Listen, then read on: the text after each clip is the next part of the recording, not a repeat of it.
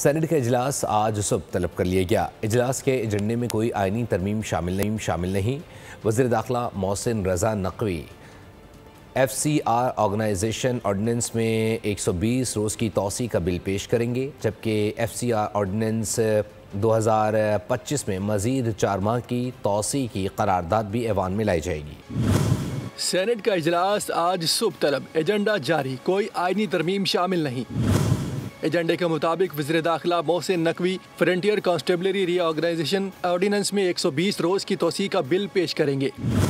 FCR ordinance 2025 में मजीद 4 माह की तौसी की करारदाद भी पेश की जाएगी।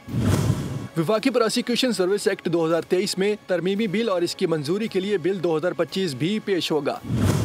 कैपिटल डेवलपमेंट अथॉरिटी ऑर्डिनेंस 1960 और कौमी school of public policy ordinance 2002 में तरमीमी बिल्स भी मंजूरी के लिए पेश किए जाएंगे।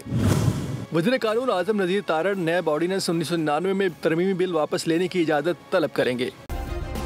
सब्सक्राइब करें और बेल दबाएं ताकि कोई खबर रह न जाए।